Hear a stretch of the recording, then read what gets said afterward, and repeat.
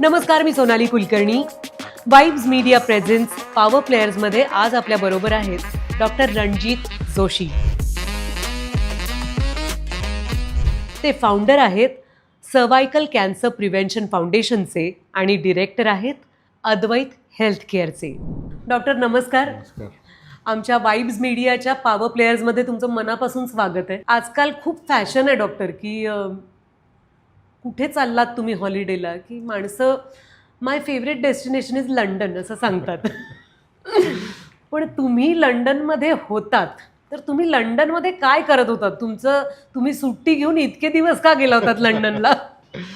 मी होतो पण आणि आहे पण. बरं. हां, माझं काय ग्रॅज्युएशन झालं, MBBS केलं भारतात आणि मी पोस्ट ग्रॅज्युएशन आणि सुपर स्पेशलायझेशन इंग्लंडमध्ये केलं. बरं. त्याकरता साधारण 10 वर्ष मी तिथे होतो आणि मग घरी आईवडिलांबरोबर राहायचं, आपल्या गावी राहायचं म्हणून मी परत आलो. बरं. आणि मग मुलं जशी मोठी झाली तर मग मुलं वरच्या उच्च शिक्षणाला लंडनला गेली आणि मग मित्र म्हणाला की आता मुलं इकडे आहेत, आईवडील नाशिकला आहेत, मग 15 दिवस इकडे 15 दिवस तिकडे.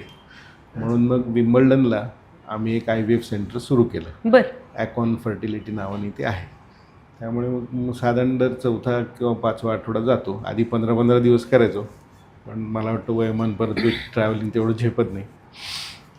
अर्थात आपण काही विमान चालवत नाही, पण तरी थकवा येतो. तर आता लंडनमध्ये आहे, नाशिकमध्ये आहे. पण हे कौतुकच आहे डॉक्टर, कारण काय आहे, परदेशी एकदा आपला जम बसला, भारतात येताना सल्ले द्यायला यावं, वर्षातनं एकदा यावं, असा एक माणसाचं नेचर बनून जातं. तो मोह सोडवत नाही, कारण तिथे मिळणारे पर्क्स जे असतात ते कितीतरी पटीने जास्त असतात. मेहनत जास्त असतेच, ती कोणी नाकारत नाही. रिस्कही जास्त असते, कारण परदेशी लॉसूट दाखल करायला माणसं मागे पुढे बघत नाहीत.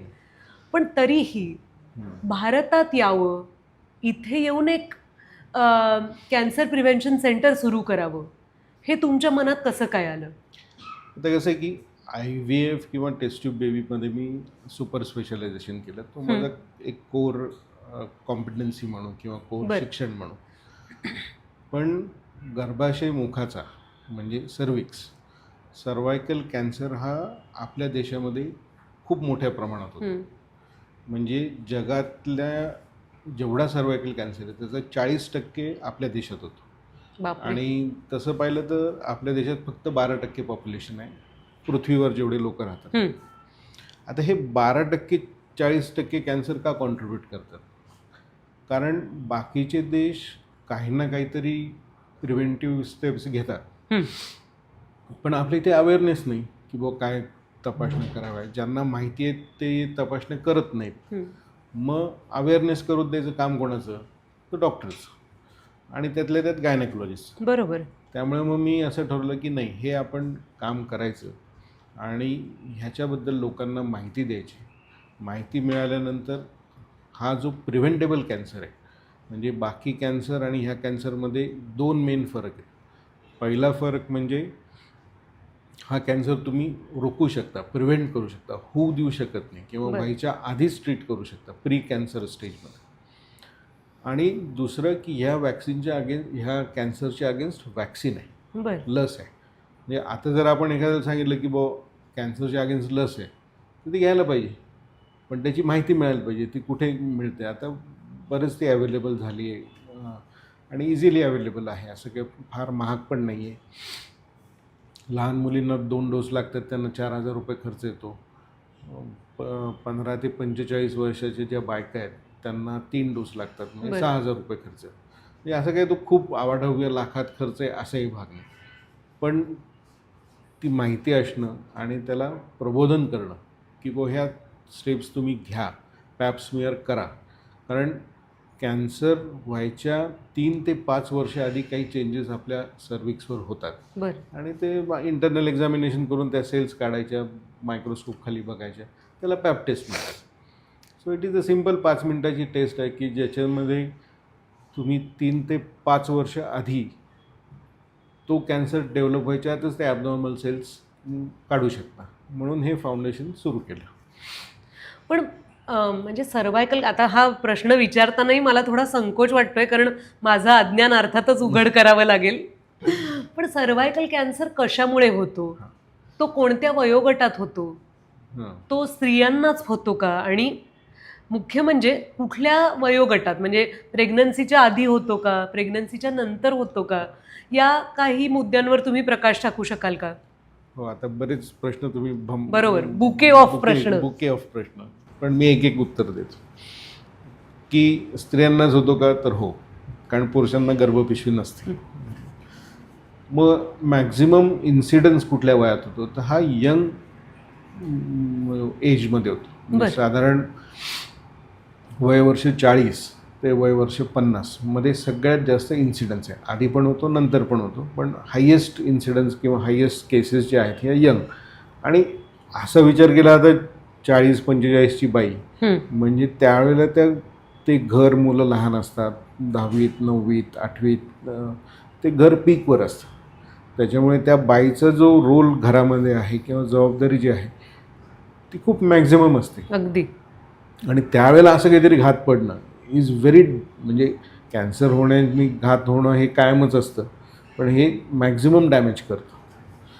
दुसरा प्रश्न की हे कशामुळे होतं, तर आता कॅन्सर होण्याची जसं बाकी कॅन्सर होण्याची कारणं आहेत की लाईफस्टाईल आहे, हॅबिट्स आहेत, smoking, alcohol, junk food, lack of exercise, ही सगळी कारणं ह्याला लागू पडतात. पण HPV जो व्हायरस आहे, ह्युमन पॅपिलोमा व्हायरस, म्हणजे हा पॅपिलोमा व्हायरस अगदी सिम्पल आहे. म्हणजे आपण घरी केळी आणली आणि त्याच्यावर जे पिवळे डाग पडलेले पाहतो आपण ब्राऊन कलरचे, ते पॅपिलोमा व्हायरस. किंवा पपई आणली त्याच्यावर डाग पडतात, ते पॅपिलोमा. त्यातला जो ह्युमन व्हेरिएशन कॉन्टॅक्टनी होणारा, तर तो HPV व्हायरसनी होतो. आणि व्हायरसनी होत असल्यामुळे याच्या अगेन्स्ट लस आहे. बाकी म्हणजे व्यायाम न केल्यामुळे कॅन्सर होतं, पण त्याला लस नाही आहे. पण हा व्हायरस असल्यामुळे त्याला लस आहे. तर लसीकरण आणि दर 2 वर्षांनी एकदा पॅप्समेर, ह्या 2 गोष्टी करायच्या. इंटरेस्टिंग. म्हणजे हे तुम्ही वेळेत ओळखलं तर याच्यावर उपचार आहेत. हो, म्हणजे जीव घेणं आहे म्हणून आपण हातपाय गाळूनच जे बसू शकतो, त्याच्याऐवजी मनाला उभारी देणारी सगळ्यात मोठी फॅक्ट ही आहे की याच्यावर लस आहे, लस, आणि आपण बरे होऊ शकतो. हो. तुमचं फाउंडेशन आहे, त्या फाउंडेशनचं नाव काय? फाउंडेशनचं नाव त्याच्या उद्देशाप्रमाणे सर्वायकल कॅन्सर प्रिव्हेन्शन फाउंडेशन, म्हणजे गर्भाशय मुखाचं कॅन्सर रोखणारी संस्था. बरं. सोपं. आणि वेबसाईटचं पण तेच आहे, CCPF, म्हणजे सर्वायकल कॅन्सर प्रिव्हेन्शन फाउंडेशन.in, आणि ती भारतात काम करते. म्हणजे जर आपल्या दर्शकांना इच्छा असेल तर ते वेबसाईटवर जाऊन अधिक माहिती मिळवूही शकतात. पण तुमच्या फाउंडेशनतर्फे काय काय तुम्ही ऑफर करता, काय सोयी आहेत, काय सुविधा आहेत, कुठलं मार्गदर्शन मिळतं? फाउंडेशनचं 3 प्रकारे काम चालतं एक उद्देश गाठायला. तर आता 3 प्रकार सांगतो की पहिलं म्हणजे अवेअरनेस, जसं आपण आत्ता करतोय की आज तुम्ही एवढ्या फेमस व्यक्ती आहात, त्यामुळे अनेक जण हा प्रोग्राम बघतील, अनेकांपर्यंत ते पोहोचेल. तर अवेअरनेस क्रिएट करणं, कारण माहिती जर दिली आपण तर लोक त्याच्यावर ॲक्शन घेतात. पण जर म्हणाले अरे लस आहे मला माहितीच नव्हतं, किंवा पॅप्समेअर करून 3 वर्ष 4 वर्ष आधीच प्री कॅन्सर स्टेजमध्ये आपण ट्रीट करू शकतो, हे मला माहीत नव्हतं, तर अवेअरनेस क्रिएट करणं नंबर 1. लसीकरणाची सुविधा करून देणं. आता नाशिकमध्ये साधारण एक 52 ते 53 family physicians, gynaecologist, general practitioners आहेत जे याच्याशी निगडीत आहेत, की जे सेंट्रल डेटाबेस आहे की ज्याच्यामुळे ते लसीकरण करतात. आणि आपल्याला वाटतं की आपल्या घराजवळ कोण डॉक्टर आहे तिथे जाऊन आपण करायचं. आणि वॅक्सिनेशन, ह्याच सेंटर्समधून वॅक्सिनेशन होतं. असं हे 3 प्रकारे काम होतं. आणि हे काम करण्याचा उद्देश एकच आहे, 1.5 लाख घरं उद्ध्वस्त करणाऱ्या ह्या कॅन्सरला आपल्या देशातून हद्दपार करायचं. मला एक हद्दपार झालेला रोग आठवतोय, तो म्हणजे लहान मुलांमधला पोलिओ. जसं भारत सरकारनी मनावर घेऊन मोठी ड्राईव्ह केली होती, आणि काही वर्षांपूर्वी हे मला वाटतं अमिताभ बच्चन त्याचे ब्रँड अँबॅसेडर होते, आणि त्यांनी हे जाहीर केलं की पोलिओ हद्दपार करू शकलो आपण भारतातनं. तसं जर हा सर्वायकल कॅन्सर भारतातनं नष्ट झाला तर तुमचं स्वप्न खरं होईल असं मला वाटतं. थँक्यू. स्त्रियांना हा कॅन्सर असतो असं म्हणतात, काहीतरी 40%च्या आसपास. नाही, टक्के असं नाही म्हणता येणार, आपण आकडेवारी समजू. भारतात किती केसेस होतात, तर जो 2004चा डेटा आहे, म्हणजे जो 20 वर्ष 22 वर्ष जुना, त्याप्रमाणे 1.5 लाख बायकांना होतो आणि साधारण 70-80 हजार बायका मृत्यू पडतात, हे त्यावेळचं आहे. आता वर्षाचे 365 दिवस आपण बघितलं आणि 70-80 हजाराला जर ते 365नी डिवाईड केलं तर रोजच्या 200-300 होतात. म्हणजे 24 तासात जर 200-300 झाल्या तर तासाला 10 होतात. म्हणूनच जो WHO हे होतं की भारतामध्ये दर 5 मिनिटाला, म्हणजे आपण बोलायला सुरुवात केल्यापासून एक डेथ झाली. It is same as number of deaths in road traffic accident, की रोड ट्रॅफिक ॲक्सिडेंटमध्ये पण 1.5 लाख लोकांचा मृत्यू होतो. रोड ट्रॅफिक ॲक्सिडेंट होऊ नये म्हणून आपण खूप गोष्टी करतो. आपण लायसन्स काढतो, ड्रायव्हिंग स्कूलला जातो, मग ट्रॅफिकचे नियम पाळतो, गाडीचं सर्व्हिसिंग करतो, चांगली गाडी घेतो की ज्याच्यात 2च्या ऐवजी 4 एअरबॅग असतात, लाखो रुपये जास्त देतो, सीट बेल्ट लावतो, हेल्मेट घालतो, गाडी सर्व्हिसिंग करतो, टायर आहे की नाही, so many things we do every day. तुम्ही गाडीला बसला चावी मारली की सीट बेल्ट लावता. तुम्हाला 2 वर्षातून एकदा पॅप्समेअर करायला काय झालं? खरं किंवा आयुष्यभरामध्ये 2 डोस किंवा 3 डोस आयुष्यभरात गेलं, काय हरकत आहे? कोविडचं जर आपण गुगल केलं तर कोविडच्या number of deaths in first year हे 1,40,000 होते. पण कोविडला खूप पब्लिसिटी मिळाली आणि इथे 1.5 लाख वर्षानुवर्ष होते. पण तेवढी पब्लिसिटी लोकांपर्यंत गेली पाहिजे तर ते जागृत होऊन करतील. हा सगळा या उपक्रमाचा उद्देश आहे. मला आठवतं एक साधारण 5-1 वर्षांपूर्वी मी स्त्रियांमध्ये होणाऱ्या कॅन्सरची प्रतिनिधी होते आणि ऑक्टोबर महिन्यातल्या पहिल्या आठवड्यात कॅन्सर जागरूकता केली जाते. तर तेव्हा मी मुंबईत बऱ्याच अभियानांमध्ये भाग घेतला होता. आपण असं म्हणतो की घरातल्या स्त्रीला सर्व्हायकल कॅन्सर होतो, तो होऊ नये म्हणून कुटुंबानं काय काळजी घेतली पाहिजे, त्या स्त्रीनं काय काळजी घेतली पाहिजे? सोपा प्रश्न आणि सोपं उत्तर आहे. 2 गोष्टी करायच्या. वॅक्सिनेशन 10 ते 15 वर्षाच्या मुलींना 2 डोस लागतात. कारण आपल्याला माहिती की लहान मुलांची प्रतिकारशक्ती रिस्पॉन्स करण्याची क्षमता जास्त असते, त्यामुळे त्यांना 2 डोस पुरतात. 15 ते 45 पर्यंत 3 डोस घ्यायला लागतो. आज एक घ्यायचा, 1 महिन्याने घ्यायचा, 6 महिन्याने घ्यायचं. ह्याच्याने जवळजवळ 60 ते 70% कॅन्सर होण्याची शक्यता कमी होते. 100% नाही. मग म्हणजे फार विचार न करता घ्यावं. बाकी आपण तुम्ही म्हटलं पोलिओ कशामुळे इरेडिकेट झाला? लसीकरणामुळे. बरोबर आहे. 2 बूंद जिंदगी के. मग इथे 3 इंजेक्शन सर्वायकल कॅन्सर के, किंवा लहान मुलींना 2 इंजेक्शन सर्वायकल कॅन्सर, म्हणजे दिस कॅन बी अ टॅगलाईन. बरोबर.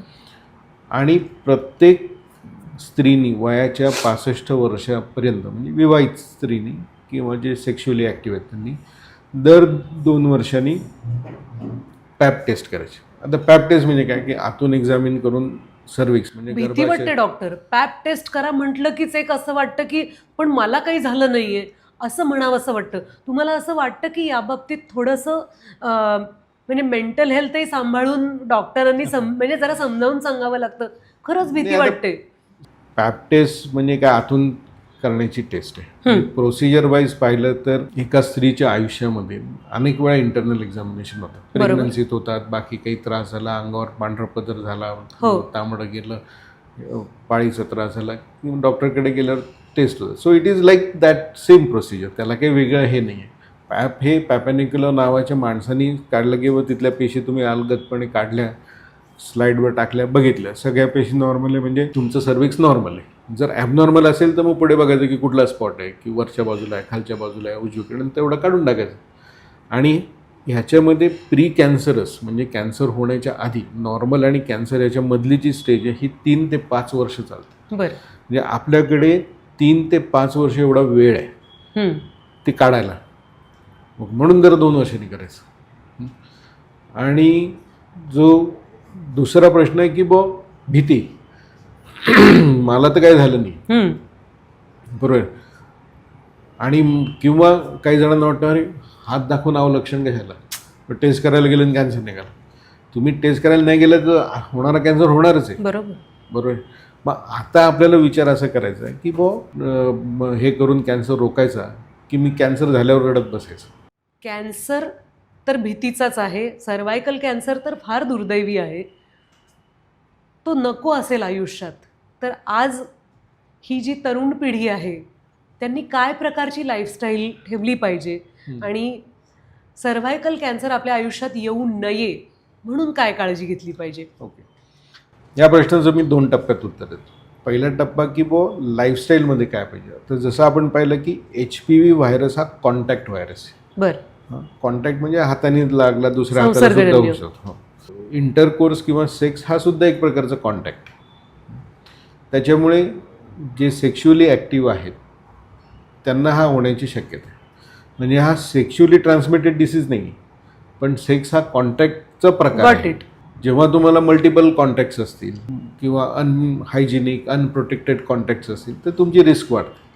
सो जनरल लाईफस्टाईल कॅन्सर होऊ नये म्हणून व्यायाम करा, आहार चांगला करा, हे बाकी कॅन्सरप्रमाणे इथे लागू पडतं.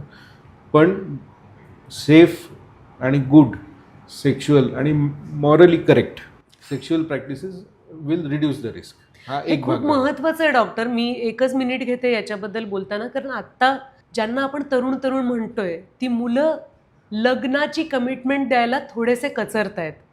त्यांना आत्ता आयुष्यामध्ये थोडीशी मोकळीक हवी आहे आणि ती सर्वार्थानं हवी आहे. आणि म्हणजे व्हॅलिड आहे त्यांचंही, कारण की आम्हाला भीती वाटते कमिट करायला. बरोबर. पण जेव्हा कमिट करायला भीती वाटते तेव्हा स्वतःच्या तब्येतीची पण काळजी करणं अत्यंत महत्त्वाचं आहे. जे तुम्ही अगदी योग्य शब्दात सांगितलं की सेफ रिलेशनशिप्स असल्या आयुष्यात तर खूप धोक्यापासून आपण स्वतःला वाचवू शकतो. म्हणजे नुसतंच HPV नाही, HIV पण आहे, बाकी पण सेक्शुअली ट्रान्समिटेड डिसीज आहे, अनवॉन्टेड प्रेग्नन्सीज आहेत. दुसरं जे प्रश्नाचा भाग होता तो हा की 2 गोष्टी ह्या जरूर सगळ्यांनी करायच्या. की लसीकरण, मी परत सांगतोय सॉरी, पण ते तेवढं महत्त्वाचं आहे. थँक्यू. 10 ते 15 वर्षामध्ये 2 डोस, आज एक 6 महिन्यांनी. 15 ते 45 मध्ये 3 डोस, आज एक महिन्यांनी आणि 6 महिन्यांनी. आणि इंटरनल एक्झामिनेशन केली 65व्या वर्षापर्यंत दर 2 वर्षांनी पॅप्समेअर करायचंच. आज मी तुम्हाला पॅप्समेअरचा रिपोर्ट दिला आणि सांगितलं की सोनाली ताई तुमचा टेस्ट नॉर्मल आहे, तुम्हाला काय वाटेल? फार आनंद होईल. आज 2 वर्षाकरता निश्चित खुश. म्हणजे अशा अनेक बायका माझ्याकडे येतात की पुढच्या आठवड्यात माझा वाढदिवस आहे आणि त्याच्या आधी माझ्या सगळ्या टेस्ट करून घ्या, पॅप्समेअर पण करून घ्या. कारण एकदा मला कळलं की माझा पॅप्समेअर नॉर्मल. यू इमॅजिन दॅट की you have gone on the ज्याला आपण प्रोकॅस्टिनेशन किंवा कंटाळा किंवा भीती किंवा जे काही शब्द वापरू ते, आणि आपण त्याच्या पलीकडे गेलो आणि तो रिझल्ट हातात आला की अरे पॅप्समेअर नॉर्मल आहे, काय रिलीफ वाटेल. बरोबर. आणि ह्याचा विचार जर आपण केला, म्हणजे आयुष्यात सगळं तसंच आहे, जिमला जायचं आहे तसंच आहे की आपल्याला जिमला गेल्यानंतरची बॉडी झाली की किती छान वाटतं, किंवा वजन कमी झालं तर काय छान वाटतं. पण ते जाणं हे, पण जे लोक जातात आणि त्या बाजूला जातात त्यांची मानसिकता ही वेगळी असते, कॉन्फिडन्स वेगळा असतो, आयुष्यातलं टेन्शन. आणि हे तुम्ही स्वतः करता नाही करते, हे तुम्ही तुमच्या फॅमिली करता. बरोबर आहे. कारण ते आमच्या डॉक्युमेंटरीमध्ये एक वाक्य आहे की स्त्री ही 2 घरची असते, सासरची आणि माहेरची. तर loss of a woman is loss of 2 families. Well sed. त्यामुळे हा तेवढा, आणि प्रिव्हेंटेबल आहे ना. दुसरा कॅन्सर प्रिव्हेंटेबल नाही, बाकी सगळे कॅन्सर. आता तुम्ही एवढं कॅम्पेन केलं की breast cancer is not preventable, breast cancer is early detected. किंवा तुम्ही स्वतःची ब्रेस्ट एक्झामिनेशन दर महिन्याला पाळीनंतर करा, तुम्ही मॅमोग्राफी करून घ्या, काही डाऊट आला तर लगेच डॉक्टरकडे जा. म्हणजे काय, लवकर तो डायग्नोज झाला की तो स्प्रेड व्हायचा ट्रीट होतो. हा कॅन्सर असा एकमेव कॅन्सर आहे ह्युमन बॉडीतला, एकमेव की जो प्रिव्हेंट करता येतो. 97.3% सर्वायकल कॅन्सर हा प्रिव्हेंटेबल आहे, हे WHO सिद्ध केलेलं आहे. वंडरफुल. 97.3 म्हणजे ऑलमोस्ट क्लोज टू 100%. त्यामुळे आपण आपल्या जबाबदारीने गोष्टी केल्या तर आपण हातभार नक्कीच करू शकतो. मला वाटतं हा फार महत्त्वाचा प्रवर्तक विचार आहे, कारण घरातली बाई जी असते ती कायमच कुटुंबासाठी काही ना काहीतरी करत असते. पण तिने स्वतःसाठी काय केलं पाहिजे. तर तुम्ही आज जे आम्हाला पॉईंट्स सांगितलेले आहेत त्याचा विचार केला पाहिजे आणि नुसता विचार नाही, त्याच्यावर ॲक्शनही घेतली पाहिजे. डॉक्टर असल्यामुळे बरेच मेडिकल रिप्रेझेंटेटिव्ह येतात. तर एका एमआरने सांगितलं की मी ह्या पाडव्याला बायकोला सर्वायकल कॅन्सर किती वॅक्सिनेशनची छान. रेजिमेन गिफ्ट केली आणि दॅट वॉज व्हेरी इमोशनल. म्हणजे तो सगळं बघत होता की बाबा हा डॉक्टर IVF एवढा करतो, नाशिक लंडन धावपळ चालू असते, हा सर्वायकल कॅन्सरमध्ये ते चॅरिटेबल, म्हणजे ते काय माझा व्यवसाय नाही आहे किंवा म्हणून NGO फाउंडेशन आहे, रजिस्टर्ड NGO फाउंडेशन. मग तो म्हणे की नाही मी माझ्या बायकोला करणार, माझी रील तुम्ही टाका. म्हणजे 4 किती आणि छान. मग आता बऱ्याच जणांनी तसं केलं की ब 6,000 रुपयेमध्ये चांगली साडी पण येत नाही, ॲटलिस्ट माझ्या बायकोची नाहीच येत. पण if that can protect you from so much, so why not to gift your wife, your daughter, your sister. सुंदर संकल्पना आहे ही. मी रक्षाबंधनाची गिफ्ट नक्की, मला फार आवडेल राखी पौर्णिमेसाठी, दिवाळीतल्या पाडव्यासाठी देण्यासाठी अतिशय योग्य अशी ही भेट आहे. त्याचा अनेक जणांनी विचार करावा असं मी पण अपील करते. थँक्यू. मीही ही रील करीन आणि थँक्यू. राणीच्या देशात राहून आपल्या देशातल्या सगळ्या राजकन्यांवर एवढं प्रेम आणि माया करणाऱ्या तुमचा आम्हाला खूप अभिमान वाटतो डॉक्टर. थँक्यू. तुम्हाला खूप शुभेच्छा तुमच्या प्रवासासाठी. तुमची दगदग कमी होऊ दे, जेणेकरून तुमच्या स्वप्नांचा आणि तुमच्या प्रयत्नांचा आम्हाला जास्तीत जास्त फायदा होवो. धन्यवाद. थँक्यू. खूप शुभेच्छा. थँक्यू.